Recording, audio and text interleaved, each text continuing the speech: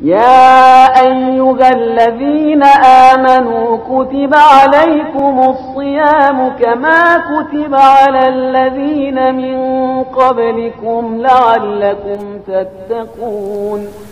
أعوذ بالله من الشيطان الرجيم. بسم الله الرحمن الرحيم. الحمد لله رب العالمين والعاقبة لأهل التقوى واليقين. السلام علیکم ورحمۃ اللہ وبرکاتہ. ناظرین گرامی قدر، آپ کی خدمت میں ماہ مبارک رمضان اور گناہوں کی مغفرت کے حوالے سے گفتگو کرنے کے لیے حاضر ہوا ہوں.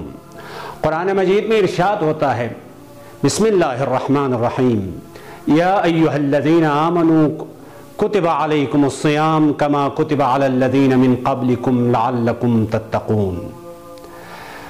بہت خوبصورت نقطہ یہ ہے کہ پیغمبر اکرم سے روایت منقول ہے اور عربی لغت میں بھی یہ نقطہ موجود ہے.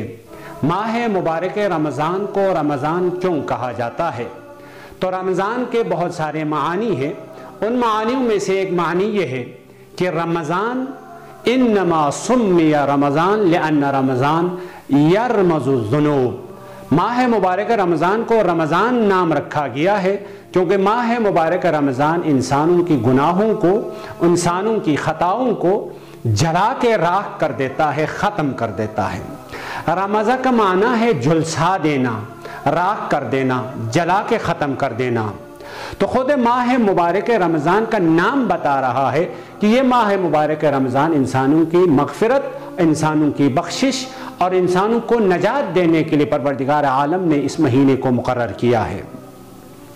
اور اس آیت میں قرآن کے نزول کے بارے میں جو فرمایا، یا ایہا الذین آمنوا، قرآن کے نزول کے ساتھ ساتھ ماہ مبارک رمضان میں روزہ واجب ہونے کے فلسفے کو بیان کرتے ہوئے فرمایا، یا ایہا الذین آمنوا کتب علیکم الصیام کما کتب علی الذین من قبلکم لعلکم تتقون. رمضان کا نتیجہ، روزے کا نتیجہ کیا ہے؟ تقوی ہے. یعنی ماہ مبارک رمضان میں ہم روزہ رکھنے کی وجہ سے جو ہمیں نتیجہ ملے گا، جو ہمیں ثمر ملے گا، جو ہماری زندگی میں اثر ہوگا، وہ اثر کیا ہوگا؟ تقوی ہے. اور اسی لیے خطبہ شعبانیہ میں پیغمبر اکرم فرماتا ہے، ایک ایسا مہینہ ہے دعیتم فیہ الی اللہ.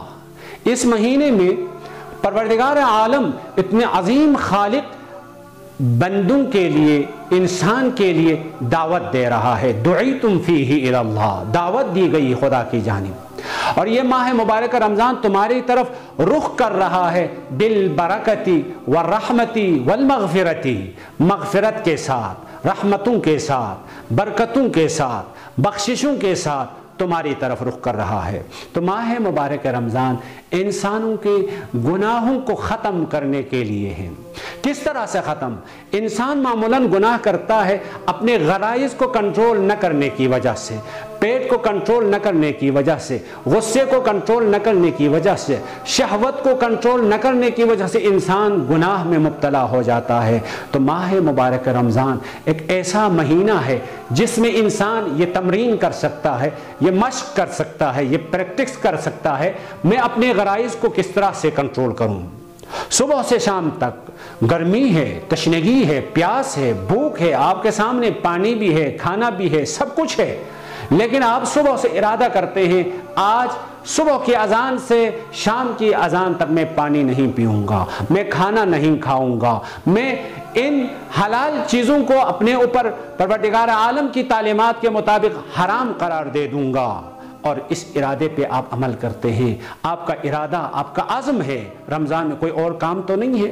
بس لہٰذا اس ارادے کو تقویت، اس ارادے کو قوی، اپنے غرائز کو کنٹرول، غرائز کو لگام دینے کی جو عادت، جو تمرین، جو مشق ہم رمضان مبارک میں کرتے ہیں، اس تمرین کو ادامہ دینے کی ضرورت ہے. اس کا سلسلہ آگے بڑھانے کی ضرورت ہے.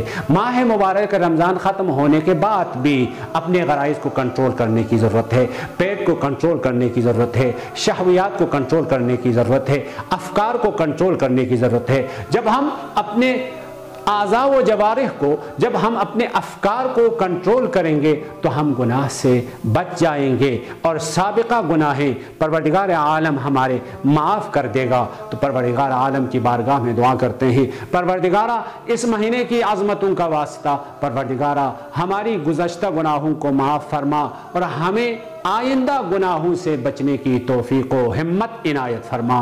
والسلام علیکم ورحمۃ اللہ وبرکاتہ۔